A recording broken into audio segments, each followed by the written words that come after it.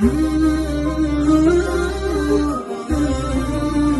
لله نحمده ونستعينه ونستغفره ونعوذ بالله من شرور أنفسنا ومن سيئات أعمالنا من يهده الله فلا مضل له ومن يضلل فلا هادي له وأشهد أن لا إله إلا الله وحده لا شريك له وأشهد أن محمدا عبده ورسوله يا أيها الذين آمنوا اتقوا الله حق تقاته ولا تموتن إلا وأنتم مسلمون يا أيها الناس اتقوا ربكم الذي خلقكم من نفس واحدة وخلق منها زوجها وبث منهما رجالا كثيرا ونساء واتقوا الله الذي تساءلون به والأرحام إن الله كان عليكم رقيبا رب اشرح لي صدري ويسر لي أمري واحلل عقدة من lisani yafqahu qawli amma ba'd.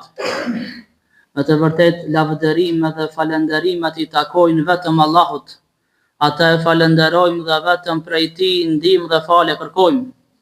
E kërkojmë mbrojtjen e Allahut prej gabimeve tona dhe prej punëve të këqija tona. Atë që Allahu e udhëzon nuk ka kush e humb, dhe atë që e humb nuk ka kush e udhëzon. Dëshmoj se nuk ka Zot tjetër që meriton të adhurohet pos Allahut dhe se Muhamedi alayhi salam është rob dhe i dërguar i tij.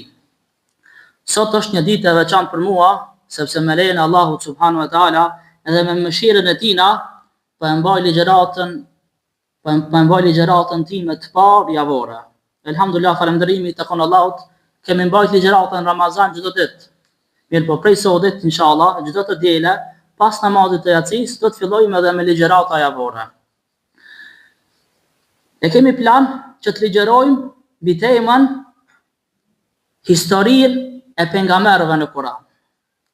Cilat histori Allahu subhanahu wa taala i ka përmendur në Kur'an për pejgamberët, ne do t'i tregojmë. Prej të Ademi alayhi salam deri te pejgamberi i fundit Muhamedi alayhi salam. Ne në Ramazan i kemi mbajt në një prej Ramazanave kemi mbajt pisirën mbi jetën e pejgamberit alayhi salam, prej lindje deri në vdekje.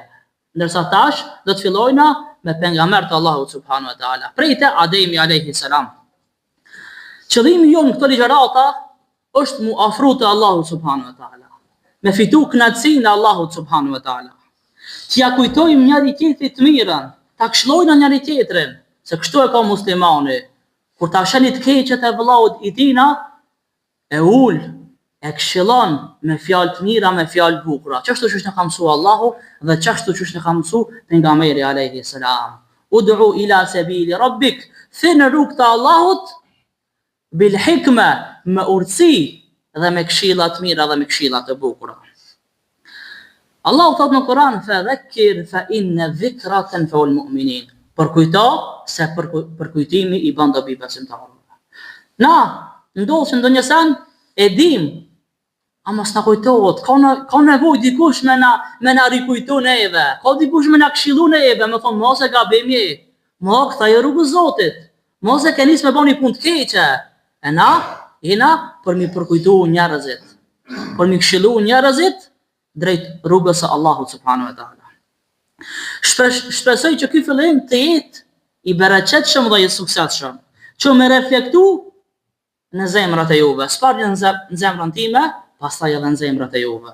Lutë Allahu subhanahu wa taala që fjalë që kam i thënë me dal prej zemrës time edhe me hin zemrat e juve. E jo me dal fjalë prej gjuhës edhe mi marrëra mos me pas kur një farë ndikimi. Të flasësh për historitë e pejgamberëve, të flasësh për ngjarjet e tyre, për ndodhi që ju ka ndodhur atyre, është diçka shumë tërheqëse, është diçka shumë e bukur. Kjo për faktin se në këto ngjarje, në këto ndodhi ka mësime edhe ka dobi të ndryshme. Histori që na ka treguar Allahu subhanahu wa taala në Kur'an për pejgamberët, nuk janë për Allah, nuk janë tregime boshe, po janë ngjarje që na si musliman me marr shembull, me marr yrmek, mi pas shembull pejgamberët e Allahut subhanahu wa taala, njerëzit më të mirë dhe më të zgjedhur të Zotit. Pejgamberët janë njerëzit më të mirë që Allahu subhanahu wa taala i ka krijuar sipërfaqen e tokës. Allahu i lartësuar thot: "Laqad kana fi qasasihim ibratun li ulil albab." Në tregime të atyre të dërguarve, në ngjarje të atyre të dërguarve, ka mësim, ka këshilla li ulil albab, për ata të cilët kanë mendje, kanë logjik dhe mendojnë dhe logjikojnë. Pra në këto mësime ka dobi të ndryshme. Përveç këtyre historive, njeriu i kujton kohët e popujve të kaluar dhe ditët e kaluara që i ka kriju Allahu subhanahu wa taala. I kujton ato ndodhi të cilat kanë ndodhur më herët. Ma anë të këtyre ngjarjeve, zemrat e besimtarëve dhe besimtareve gjallërohen edhe bëhen më të fuqishme, bëhen më të qëndrueshme. Kur dëgjon njeriu për sprovat e pejgamberëve, kur ti menoj as provat që i ka vetë, e shet që unë e kokshna shumë mirë, unë e kokshna shumë pak i sprovum. Kur ta shet për durimin që e kanë bërë pejgamberët, e shet që na shumë pak durojmë, ndërsa pejgamberët kanë duruar shumë. Pra kur ti marrë në shembull pejgamberët jetën e përditshme, jeta jon ka më kon më mirë, jeta jon ka më kon më e bukur, edhe do të jemi më të nënshtruar ndaj Allahut subhanahu wa taala. Do ta kemi frikë respekt Allahut subhanahu wa taala akoma më shumë. Disa dietar kanë thënë se historitë janë ushtri prej ushtrive të Allahut. Ma anë të këtyre historive Allahu subhanahu wa taala i përforcon zemrat e të dashurve të tij. Përmes këtyre historive Allahu ua forcon dhe ua përforcon zemrat besimtarëve. Ajo që e dëshmon këtë është fjala e Allahut subhanahu wa taala që thot në surën Kur'an, në surën Hud, ne po ti tregojmë ty disa nga historitë e të dërguarve për të ta forcuar zemrën. Kështu Allahu po thot, ne po ti tregojmë disa nga historitë e pejgamberëve të dërguarve të Allahut që ty me ta forcu zemrën tënde, me ta forcu imanin tënd, besimin tënd. Gjithashtu, në përmendjen e këtyre ndodhive zbret mëshira Allahut subhanahu wa taala, zbret falja Allahut subhanahu wa taala, se thot Sufjan ibn Uyeyne, Allahu e mëshiroft, thoshte: kur përmenden njerëzit e mirë dhe kur përmenden njerëzit e devotshëm, zbret mëshira Allahut. Paramendo, kur përmenden njerëzit e mirë dhe njerëzit e devotshëm, zbret mëshira Allahut, por kur përmenden pejgamberët e Allahut, kur përmenden të dërguarit e Allahut, njerëzit më të zgjedhur Zotit, a ka dyshim se aty nuk zbret mëshira Allahut? Pa dyshim se aty zbret mëshira Allahut. Aty ku përmenden në atë mexhlis ku përmenden njerëzit më të zgjedhur të Allahut, njerëzit më të zgjedhur të Zotit. Ndërsa profetët janë kreju i njerëzve më të mirë dhe janë udhëheqësit e njerëzve të devotshëm, janë udhëheqësit e njerëzve të mirë. Ne e cekëm se do të nismi dhe do të shpjegojmë historinë e pejgamberëve në Kur'an, prej të Ademi alayhis salam deri te pejgamberi i fundit. Pejgamberi i parë është Ademi alayhis salam.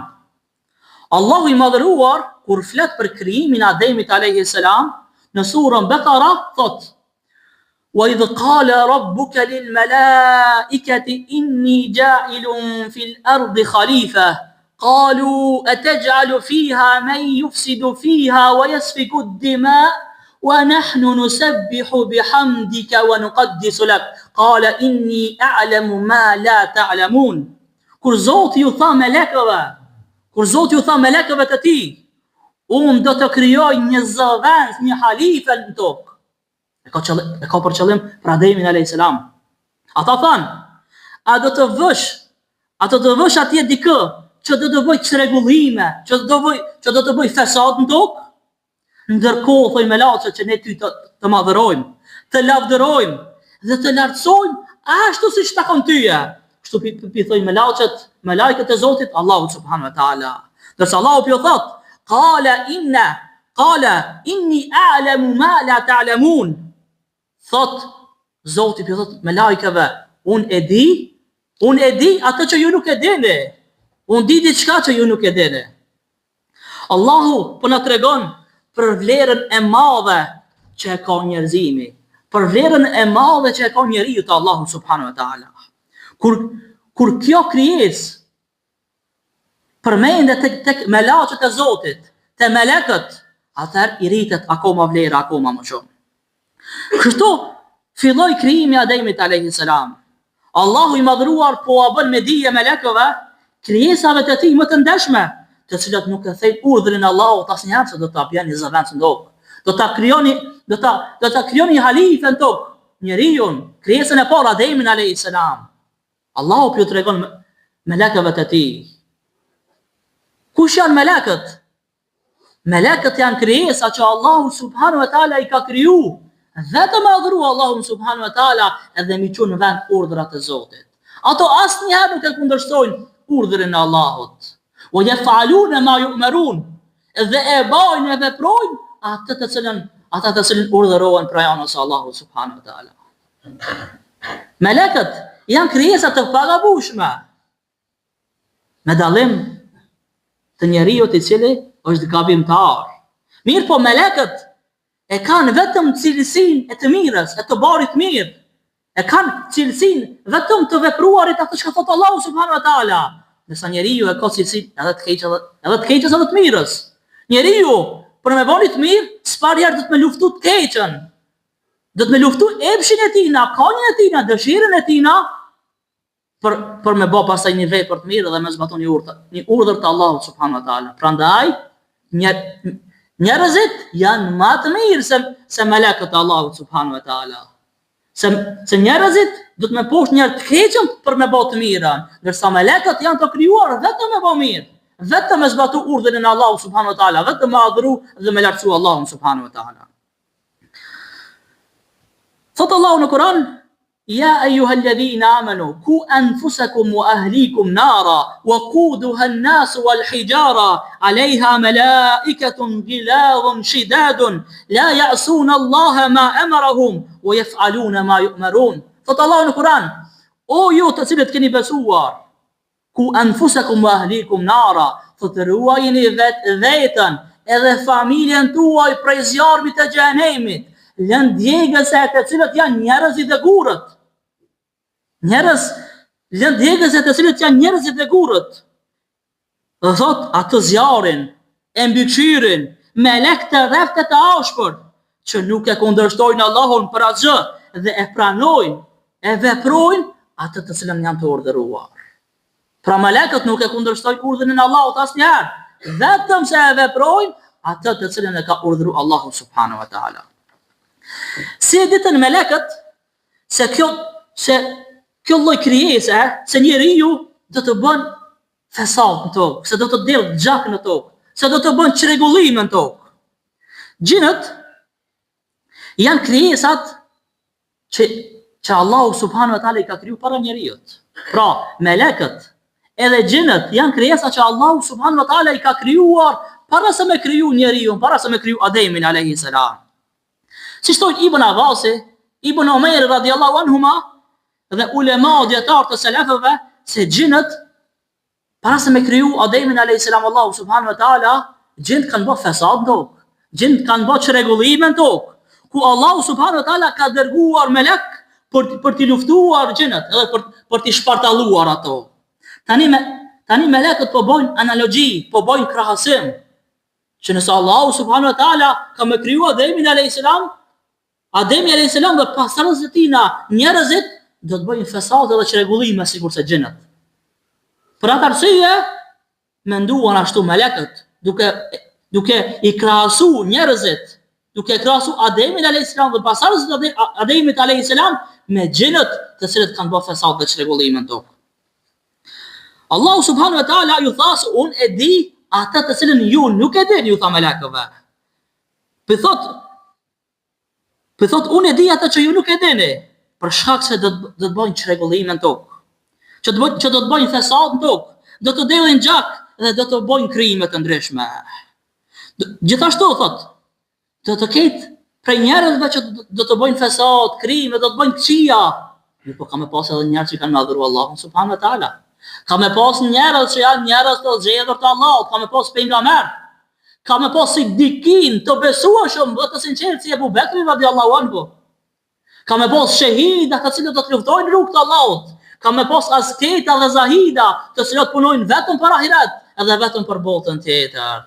Këta të ishti Allahu subhanahu wa taala më ia thon melekëve të tina. Se ka me pas edhe njerëzit mirë, po ka me pas edhe njerëzit devotshëm, edhe njerëz sinqertë, të cilët e kanë frikë respekt Allahun subhanahu wa taala. Do të ketë edhe njerëz të këqij, por do të ketë edhe njerëz të mirë. Kështu Allahu subhanahu wa taala e ka krijuar njerëzimin. S'ka as keq veç keq, s'ka as veç mirë. Pra Allahu subhanahu wa taala e ka përzim midis të mirës edhe të keqës.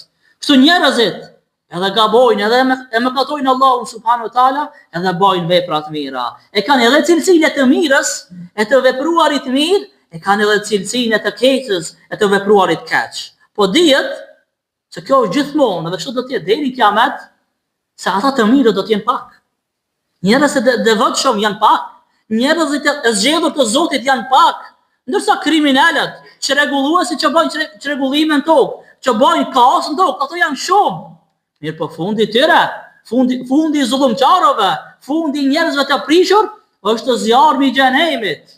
Ata e kanë zjarm, e kanë dëshkim, qysh në këtë botë, qysh në këtë dynja, gjithashtu, zjarmin edhe dënimin më të madh e kanë botën tjetër, në zjarmin e xhenemit, Allahu na ruaj. Si u kriju Ademi alayhis salam? Allahu tregoi melekëve se ka vendosur me kriju një mëkëmbës në tokë. Respektivisht Ademin alayhis salam. Ashtu siç u tregoi se ka me kriju Ademin alayhis salam prej dheu, prej balte të pjekur. Në sure, në disa prej ajeteve Allahu subhanahu wa taala e shpjegon edhe krijimin e njeriu të mbarkin e nanës. Cili është procesi i krijimit të njeriu të mbarkin e nanës. Po kjo nuk është tema jon sot. Thot pejgamberi alayhis salam në hadith se Allahu subhanahu wa taala e ka krijuar Ademin nga një grusht dheu, të cilin e mori nga tërë sipërfaqja e tokës. Ashtu edhe njerëzit dolën sipas llojit të tokës, nga të cilët janë krijuar. Doli prej tyre i kuqi, doli prej tyre i bardhi, doli prej tyre i ziu, edhe të tjerë me ngjyra dhe me raca të ndryshme. Ashtu siç doli i buti dhe i randi, për nga karakteri i keqi dhe i miri. Kështu është krijimtaria e Allahut subhanahu wa taala. Allahu subhanahu wa taala kur e ka krijuar Ademin alayhis salam, ka marrë prej tokave të ndryshme, prej tokës të bardhë, të zezë, prej tokës së kuqe, ka marrë prej tokës të fortë, prej tokës të butë. Kështu edhe njerëzit jetën e kësaj bote janë, dikush është më i bardhë, dikush është më i zi, dikush është as i bardhë as i zi, është i mesëm, dikush është i verdh, dikush është i kuq. Gjithashtu ka për njerëzve që janë më të butë, me karakter më të butë. Ka për njerëzve që janë me karakter më të fortë, janë më tash, por sikur se vëjo. Dikun është më i butë, dikun është më i fortë. Kështu është edhe njerëzimi. Kështu Allahu subhanahu wa taala e ka krijuar Ademin alayhis salam, krijesën e parë në rrezull, krijesën e parë njeri në rrezullin toksor, në jetën e kësaj bote. Allahu ka krijuar Ademin duke i dhënë formën si njeri. Kur e ka krijuar Allahu subhanahu wa taala Ademin, Ademi alayhis salam ka qenë krijesë ngurtë. Ka qenë, kur e ka kriju Allahu subhanahu wa taala Ademin alayhis salam dhe e ka formosua atë, e ka lënë shtrim për tokë. Dhe njëherë në fillim nuk ja ka dhënë shpirtin. Saqë thuhet se Ademi alayhis salam, pasi që e ka formosua Allahu subhanahu wa taala në formë të njerëzit, nuk ja ka dhënë shpirtin dhe në këtë gjendje kanë ait 40 ditë, apo sipas një transmetimi tjetër 40 vjet kanë ait Ademi alayhis salam ashtu i shtrir, i formosuar në formën e njerëzit, mirë po vetëm me trup edhe pa shpirt. Gjatë kësaj periudhe, Iblisi i mallkuar, gjatë kësaj periudhe ku Allahu halal nuk e ka dhënë shpirtin Ademit alayhis salam, Iblisi i mallkuar shkon te Ademi alayhis salam, te kjo krijesë e re, që nuk ka qenë më herët. Kjo krijesë e re e cila njëherë ishte pa shpirt, ishte e palëvizshme, e shikon dhe e vështron me kujdes të madh Iblisi. Sa që futet brenda Ademit alayhis salam, hyn ka goja dhe del, thot se hyn ka goja dhe del prej zorrave të Ademit alayhis salam. Dhe thot, kjo krijesë pas ka zbrazetir, a Allahu nuk ka zbrazetir. Kjo krijesë qenë ka e dobët, nëse Allahu e ngjall atë, do t'i bëj telashe, nga se ky nuk qenë ka asgjë. Ky nuk qenë në gjendje të përmbahet e të mbrohet nga çytjet e shejtanit apo nga epshet e veta. Kështu e ka pa Iblisi i mallkuar Ademin alayhis salam, hala pa ja dhënë shpirtin Allahu subhanahu wa taala. 40 ditë apo 40 vite pas qëndrimit të Ademit a.s. këtë formë, i formësuar mirë po pa shpirt, Allahu subhanahu wa taala pastaj, pas 40 ditëve apo 40 viteve, ja dha shpirtin Ademit a.s. Ja futi shpirtin në trup Ademit a.s. Shpirti hyri në trup Ademit a.s. prej së larti, prej kokës edhe poshtë trupit. Kur i hyri shpirti në tokë, shpirti në kokë Ademit a.s. Ademi a.s. të shtiju. Si ja dha shpirtin Allahu subhanahu wa taala Ademit a.s. Ademi a.s. të shtiju. Edhe tha elhamdulillah, tha falënderimi të kanë Allahut. Nërsa Allahu subhanahu wa taala i tha yarhamukallah, i tha Allahu të mëshiroft. Po bën lutje Allahu subhanahu wa taala për Ademin a.s. Kur i hiri shpirti në sy, kur i hiri shpirti në sy Ademit a.s. që pak mundësi mu me pa, e po xhenetin dhe i pa begatit dhe bukurit e xhenetit Ademi a.s. Dhe kur i hiri shpirti në trup, ai u tur drejt xhenetit. Edhe kurse këmbët e kishte akoma të ngurta, akoma nuk ka mund të muqu Ademi a.s. Mirë po mur tur minjëherë me hinë gjenet Ademi a.s. Unë gutë për me hinë gjenet. Edhe këtë veprim të ti e kanë tek ulemaja dhe djetarë tek ajeti kuranor në surën Anbiya, ku thotë Allahu subhanahu wa taala khuliqal insanu min ajal. Njeriu është krijuar i ngutur. Po edhe njerëzit sot, po edhe na të gjithë. Këto janë njerëz që ngutemi, që mormi tur. Kjo është pejt Ademi a.s. Prej babës tonë Ademit a.s. I cili sa ka dhënë shpirtin Allahu subhanahu wa taala minja rongut. Minja rongut. Kështu janë edhe njerëzit e tjerë, janë të gutshëm. Nguten, edhe mundohen njerëzit mi përshpejtu gjërat. Allahu subhanahu wa taala e ka krijuar Ademin a.s. prej 60 kut. Ka pas gjatësi, o koni gatë Ademi a.s. 60 kut, dhe ka pas gjerësi prej 7 kut. Thojnë djetartë, se 60 kut i bje për afërsisht 30 metra. 30 metra ka qenë i gjatë Ademi a.s. Ndërsa i gjanë, ka qenë dikon 3 metra Ademi a.s. Qa që i madhë që ka qenë. Ka në hadith të pejgamberit a.s. në hadithin të cilin e transmeton Ebu Hurajra radiallahu anhu, ku thot se pejgamberi a.s. ka thonë, Allahu e ka krijuar Ademin në 60 kut, pra në 30 metra. Më pas i tha, shko te ata me lajke që ishin aty, edhe përshëndeti me selam. Jepu selam, edhe dëgjo se si po të përshëndesin ty, nga se kjo është përshëndetja jote, edhe përshëndetja e banorëve të xhenetit. Pra selami është përshëndetja e Ademit a.s. është përshëndetja e pasardhësve të Ademit a.s. është përshëndetja e muslimanëve, është përshëndetja e banorëve të xhenetit. Dhe i thanë, Esselamu alejkum, paqja qoftë mbi ty, Ademi a.s. ju thot me lajkeve, dërsa ato pja kthejnë, Esselamu alejkum wa rahmetullah, pja shtojnë, wa rahmetullah, paqja qoftë mbi ty, wa rahmetullah, edhe mshira Allahut subhanahu wa taala. Pra, gjithë ku që hynë gjenet, do të hynë në gjatësin e Ademit a.s. Dhe se njerëzit kanë vazhduar të zvoglohen për nga gjatësia deri më tani. Çfarë porosie po na jep këtu Allahu subhanahu wa taala? Po na jep porosi që na më dhon selam. Që na mi përshëndet njerëzit me selam. Para mendoni selami. Historia e selamit është prej te Ademi alayhis salam. Sa është kriju, ju ka dhon selam me lajkeve të Allahu subhanahu wa taala. Thot pejgamberi alayhis salam, ja ayuhan nas, o ju njerëz, afshu salam, shpërndajeni selamin, jepni selam, wa at'imu at-ta'am, dhe jepni bukë, wa silu al-arham, dhe mbani lidhjet farefisnore, wa sallu bil-lejl wa an-nasu niyam, dhe falëni natën kur të tjerët janë në gjumë, tadkhulu al-jannata bi salam, kini me hy në xhenet me selam, kini me hy në xhenet me paqe. Pra nëse doni me hy në xhenet me selam e paqe, jepni selam jetën e kësaj bote. Përshëndetni njerëzit me selam, me përshëndetjen e banorëve të xhenetit, me përshëndetjen e njerëzve të mirë. Lejohet të thonë edhe mirdita, lejohet të thonë edhe tunxhatjeta. Mirë, po kjo është përshëndetja e banorëve të xhenetit. Kjo është përshëndetja e pejgamberëve, të gjithë pejgamberët, prej te Ademi alayhis salam deri te pejgamberi i fundit Muhamedi alayhis salam janë përshëndet me selam. Pra çdo kush që ka më hyrë në xhenet, ka më hyrë në gjatësinë dhe madhësinë e trupit të Ademit alayhis salam.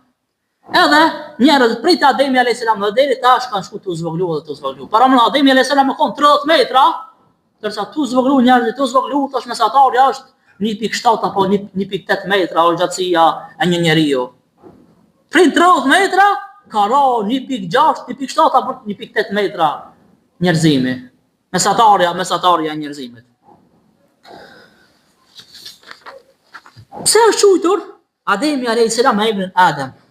Fjala Adem rrjedh prej fjalës Edim, që do thotë sipërfaqe. Se Allahu subhanahu wa taala e ka krijuar Ademin alayhis salam prej sipërfaqes tokës. Prandaj thuhet Edimul ard, sipërfaqja e tokës. Se Allahu subhanahu wa taala ka krijuar njeriu prej dhejut, prej tokës, prej sipërfaqes tokës. Allahu subhanahu wa taala ja mësoi Ademit alayhis salam emërtimet e sendeve. Emrat e çdo gjëje ja mësoi Ademit alayhis salam. Pasi Allahu e krijoi Ademin alayhis salam, deshi më tregu melekëve të tij, melajkeve të tij, se kjo krijesë e Allahut, ky njeri, Ademi alayhis salam, është më i vlefshëm se sa melajkët. Është më i vlefshëm se sa melekët e Allahut subhanahu wa taala. Se disa prej tyre janë më të vlefshëm. Allahu subhanahu wa taala thot në surën Bekara: وعلم آدم الأسماء كلها ثم عرضهم على الملائكة فقال أنبئوني بأسماء هؤلاء إن كنتم صادقين. Allahu ja mësoi Ademit emrat e çdo gjëje. Pastaj u paraqiti këta engjëjve, melekëve të tij dhe u tha: "Më tregoni emrat e tyre. Nëse ajo që e thoni është e vërtetë." Pi vetë melekët e tij, Allahu subhanahu wa taala mi tregoni emrat e sendeve. Nësa melekët nuk e din. Këta ja ka tregu dhe ja ka mësu emrat e sendeve vetëm Ademit alayhis salam. Pastaj thot: "Qalu subhanaka la ilma lana illa ma 'allamtana innaka antal alimul hakim." Thonë melekët, qofshin lavdëruar. Ne e dim vetëm atë që ti na ke mësuar o Zoti jon. Në të vërtetë ti je i gjithdijshëm dhe ti je i urtë. Melekët i thonë Zotit: "Na nuk dina kur gjë tjetër përveç ata që ti na ke mësuar neve." I thonë Allahu: "Ti je i gjithditur, ti je i urtë." Pastaj thonë: "Qala ya Adam anbi'hum bi asma'ihim falamma anba'ahum bi asma'ihim qala alam aqul lakum inni a'lamu al-ghayba as-samawati wal-ard wa a'lamu ma tubduna wa ma kuntum taktumun." Tha Adam: "Trego emrat atyre gjërave, kallzojo melekëve emrat atyre gjërave që të mësu ti." Kur ai u tregoi emrat e tyre, Allahu tha: "A nuk ju kam thënë se unë e di fshehtësinë e qiejve dhe të tokës? Unë e di fshehtësinë e asaj që është haptazi dhe çfarë fshehni jo." Pi tregon Allahu subhanahu wa taala melekëve se unë di gjithçka. Çka fshihet në qiell dhe në tokë, çka është e dukshme dhe pa dukshme, e din Allahu subhanahu wa taala dhe është i njoftuar për çdo sen. Sahabët si Ibn Abasi dhe Ibn Umeri radiallahu anhuma, pastaj shumë nga tabinet e tjerë kanë thënë se Allahu ja ka mësuar emrat e pasardhësve të tij. Ja ka mësuar emrat e gjësendeve, të gjitha. Ja ka mësuar emrat e tokës, emrat e qiejve, emrat e shtazëve, të bimëve, të kodrave, të maleve, të ujit, të bukës, të gjitha. Thuhet se ja ka mësuar Ademit alayhis salam të gjitha gjuhët. Prandaj, secili fëmijë nga fëmijët e Ademit alayhis salam e ka folur ka një gjuhë të veçantë. Thuhet se ja ka mësuar edhe emrat e melekëve të tij.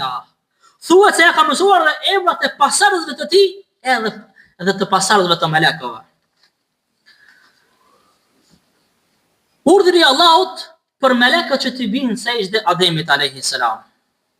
Pasi që Allahu subhanahu wa taala e krijoi Ademin alayhis salam, ja dha shpirtin, ja mësoi emrat e sendeve, të gjitha sendeve, ja mësoi gjuhët e ja mësoi të gjitha gjuhët, ja mësoi të gjitha emrat. Pastaj erdh urdhri Allahu subhanahu wa taala që miron sejdë Ademit alayhis salam.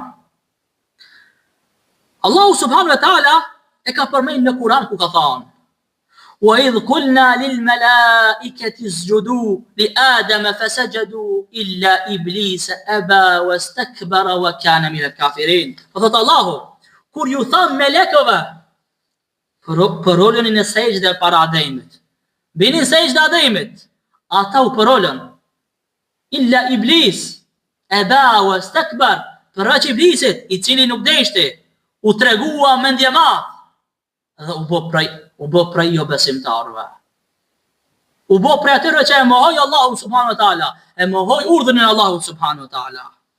Allahu u tha melekëve të tij, për hir të kësaj vepre, për hir që kam krijuar këtë njerëz në këtë shkallë të lartë, për hir që ja kam mësuar të gjitha emrat, për hir të kësaj grade shumë të lartë dhe të ngritur, ju urdhëroj o melekët e mi, o belaçet e mia, që t'i binin sejdë Ademit alayhis salam në shenjë respekti ndaj këtij burrit të madh.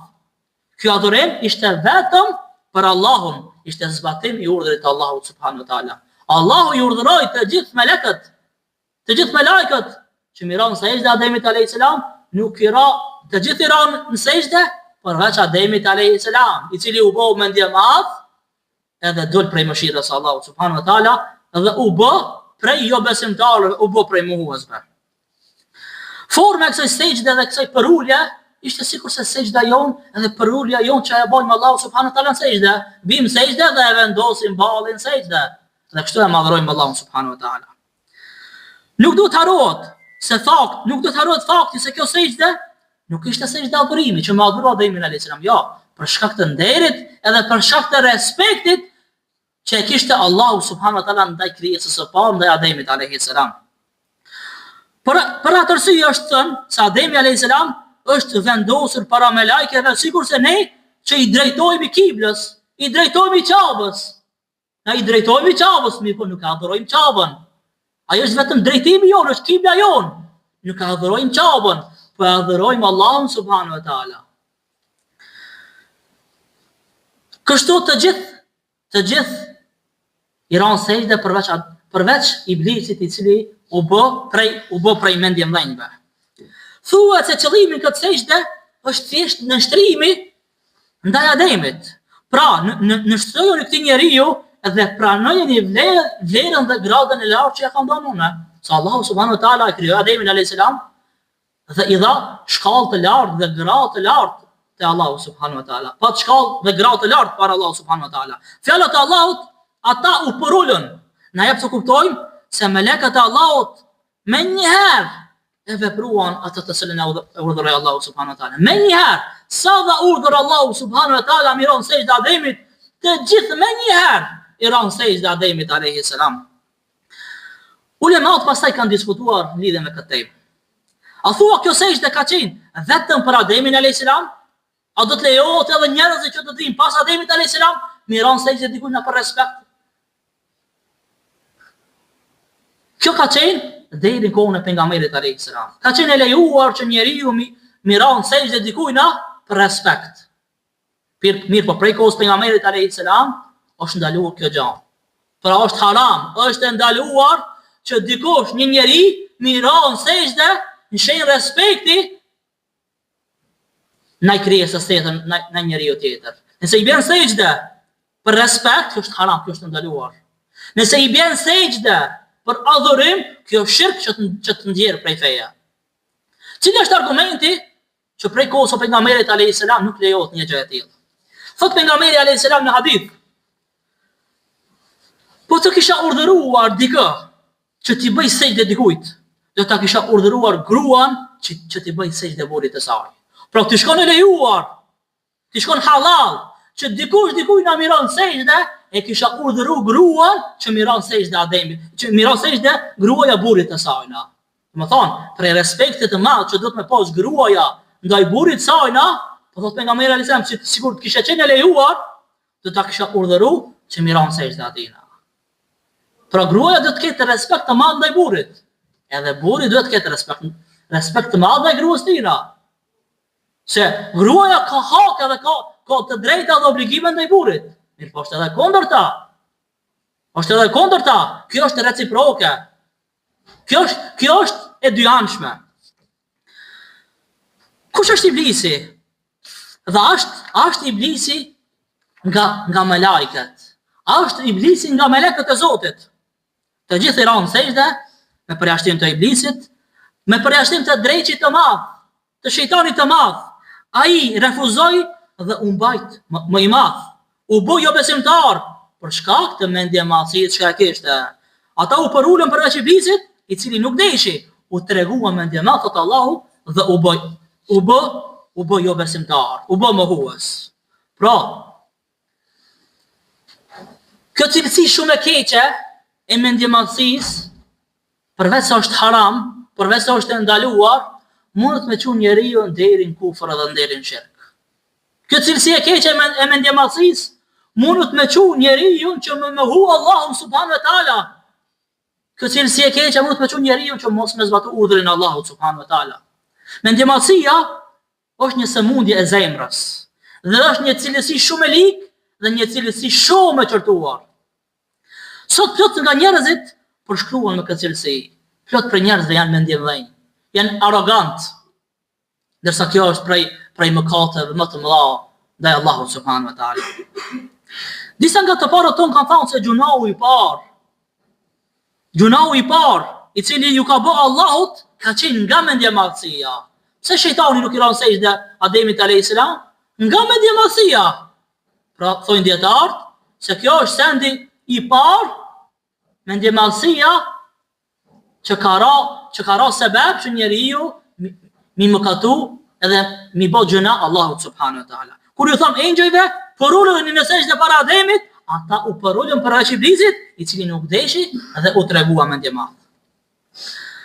I dërguari Allahu sallallahu alaihi wasallam e qartësoi kuptimin e mendje madhësisë me një hadith.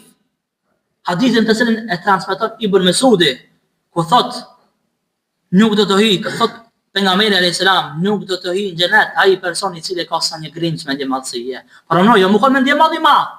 Po sa një grimc mendje madhësie me pas. Ngom shumë e vogël edhe sa grimca atomit më ka mendje madh, nuk hyn në xhenet ai person. Nuk hyn në xhenet ai person i cili është mendje madh, i cili është arrogant. Një burr tha, dikush dëshiron që rrobat e tij të jenë të bukura, sandalet e tij të jenë të bukura. I dërguari Allahu sallallahu alaihi wasallam i tha, Allahu është i bukur dhe don të bukurën. E mendje madhësia, tha pejgamberi alayhis salam, thashtë refuzimi të vërtetës, tha sjellja me arrogancë në njerëz. Kjo është mendje madhësia. Thot, është refuzimi të vërtetës. Shejtani e refuzoi të vërtetën për shkak të mendje madhësisë. Edhe dyta, është sjellja me arrogancë në njerëzve. Dikush mendon që dikushi shkruaj me lut me njerëzit e tjerë. Me bëj garë me njerëzit e tjerë, me nënçmuar njerëzit e tjerë. A nuk mendon se ai është më i nënçmuari, ai është më i përbuzuri. Kjo është cilësi shumë e keqe. Allahu na ruajt prej mendje madhësisë edhe prej çdo cilësie tjetër që na çon në zjarr të xhenemit, na çon me mohu Allahun subhanahu wa taala edhe me mëkatu Allahun subhanahu wa taala. Pra thot, Allahu është i bukur dhe do të bukurën. Dikush ka pasuni, Allahu ja ka mundsu më vesh bukur, më vesh mirë. Kjo është halal, kjo është e lejuar. Allahu e do të bukurën. Mirë, po normal para të njëjtit. Dikush ka qef më vesh bukur, se kështu është prej sunetit të pejgamberit alayhis salam. Dikush veshet bukur, vetëm u tregu se unë jam dikuçi. Dallon prej njëjtit që ka njeriu në zemër. Pse e ban ata? E ban me një të mirë, e merr shpërblimin. E ban me një të keq, e merr gjunahin edhe rrezikon me hin zjarr të xhenemit. Mendje madhësia e pengon që më lut Allahut subhanahu wa taala. Që miron sejdë Allahut subhanahu wa taala. Allahu thot në Kur'an, Zoti juaj ka thënë, lutuni mua se unë do t'ju përgjigjem. Lutni Allahut subhanahu wa taala dhe Allahu ju përgjigjet lutjes së lutësit. Me të vërtetë ata që treguan mendjemdhënj thot Allahu, e nuk duan të madhërojnë, do të hyjnë në xhehenem të poshtruar. Për ata të cilët nuk e adhurojnë Allahun subhanahu wa taala, nuk e lutin Allahun subhanahu wa taala, do të hyjnë në xhehenem të poshtruar. Kështu mendjemdhënjt kanë me hyjnë në xhehenem të poshtruar, të përbuzur, të nënçmuar. Allahu po thot, lutum mu, unë të përgjigjem. Ndërsa njeriu tregohet mendje madh, Thot, unë jam dikushi. Mendon se është dikushi, në fakt ajo është askushi. Mendjemallësia është ajo që i pengon disa nga pasanekët, apo disa nga njerëzit që janë me pozita, me pushtet, që miron sejdë Allahu subhanahu wa taala, madhru Allahu subhanahu wa taala. Sa për njerëzve pasuria i ka bë mendjemlloj. Sa për njerëzve pushteti i ka bë mendjemlloj. Sa për njerëzve pozita i ka dhënë Allahu pozit, ndërsa i bëhet mendjemall. Po kush ta ka dhënë ty atë pozit? Kush ta ka dhënë ty atë pushtet? Kush ta ka dhënë ty atë pasuri? Ta ka dhënë Allahu subhanahu wa taala. E çysh ti pas kësaj të mire që ta ka dhënë Allahu subhanahu wa taala, ti Allahu t'ia kthen me të keqe. Ti po bash për buzës i të mirave të Allahut subhanahu wa taala. Sa për njerëzve prej mendjemallësisë edhe nuk vinë në xhami. Unë di raste konkrete që i kam dëgjuar. Thotë çka më shkuën në xhami dhe më fal aty me lloj njëri. I duket vetja që unë jam pa se kush. Unë jam njeri i veçantë. Shkojnë me mu përzit në xhami, shkojnë. Ato që i vjedhin, ato që bëjnë të këqija. I duket vetja që është dikushi. Sa për njerëzve mendjemallësia i pegon me ardh xhami dhe me adhuru Allahun subhanahu wa taala. Këtë cilësi shumë e keqe. Mendjemallësia është ajo që i pengon disa që me punu, të mos punojnë konform sunetit dhe rrugës së pejgamberit alayhi salam. Ka në hadith një njeri ka qenë duke ngrënë te pejgamberi alayhi salam dhe ishte duke hangër me dorën e majt. Pejgamberi alayhi salam i thotë ha me dorën e djathtë. Ndërsa ai tha nuk mundem. Pejgamberi alayhi salam i thotë ha me dorën e djathtë. Se nuk është prej sunetit njeriu me hangër me dorën e majt, po njeriu han me dorën e djathtë. Dora e majt është për pastrim, për tarat. Ndërsa dora e djathtë është për punë të mira, punë të ajrit, me hangër, me pi, me punu. Ti thot nuk mundem. Pejgamberi alayhis salam thot, si nuk mundesh? Po thot, nuk e pengoj asgjë përveç mendjemallësisë, që me kundërshtu urdhën e Allahut subhanahu wa taala. Pas kësaj njeriu nuk e afroi dorën e majt e goja asnjëherë. Mo u përmirësu ky person pas këshillës së pejgamberit alayhis salam. Të bërit mendjemall para të vërtetës edhe para krijesave e bën të detyrueshëm dëshkimin e Allahut subhanahu wa taala. E bën të detyrueshëm që Allahu me ndëshkuat person, që bëhet mendjemall dhe që bëhet arrogant. Nga ndëshkimet të mëdha që i bëhet mendjemallit është largimi i udhëzimit nga zemra e tij. Allahu ja largon udhëzimin prej zemrës tij. A paramendoni? Allahu më ta largu udhëzimin. Udhëzimi është sendi më i çmuar që jep Allahu subhanahu wa taala njeriu. Mohon njeriu i udhëzon, mohon rrugt të Allahut subhanahu wa taala. Ky sendi më i vlefshëm. Se ti derisa je i udhëzon, je edhe i shpëtuar, je edhe prej banorëve të xhenetit. Derisa nuk je i udhëzuar, ti nuk je i shpëtuar, dhe je prej banorëve të zjarrit, Allahu na ruajt. E mendjemallit Allahu subhanahu wa taala ja merr edhe udhëzimin. Nuk ja jep udhëzimin Allahu subhanahu wa taala personit i cili është mendjemall. Allahu tha, do t'i largoj prej shenjave të mia ata që sillen me arrogancë në tokë.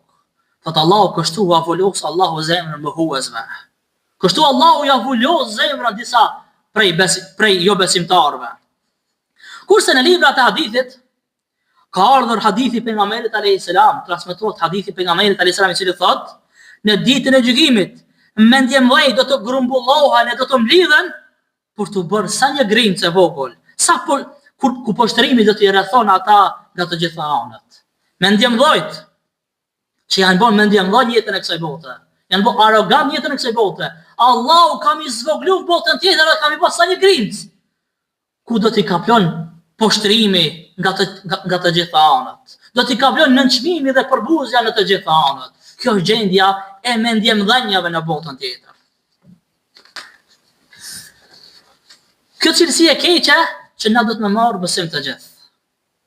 Kjo cilësi e mendjemallësisë që e kanë plot për njerëzve na do të më marrë mësim. Do të më marrë mësim prej te Ademi alayhis salam, prej te ngjarja e Ademit alayhis salam. Që nuk i ron sejdë Iblisi Ademit alayhis salam për shkak të mendjemallësisë. Andaj në çdo ngjarje që Allahu na ka treguar në Kur'an, neve na ka treguar por na me nxjerr dobi prej tërve. Me nxjerr urtësi prej ngjarjeve dhe prej tregimeve që Allahu na ka treguar për pejgamberët e Allahut subhanahu wa taala. Elus Allahu në madhruar që Allahu më na dhon sukseset Allahu më na dhon bereqet. Elusë Allahu në madhëruar më na dhon sinqeritet në fjalë dhe në vepra. Elusë Allahu në madhëruar më na fal me faljen e tij të madhe, më na mëshiru me mëshirën e tij të madhe. Elusë Allahu në madhëruar më na bë prej banorëve të xhenetit firdaus, më na mbrojt prej zjarmit të xhenemit. Elusë Allahu në madhëruar më na mbrojt prej shirkut, prej kufrit, hipokrizisë edhe prej çdo cilësie të keqe që hidhrojmë Allahu subhanahu wa taala dhe e rrezikojmë veten me hin zjarr të xhenemit. Zoti ju shpërblet për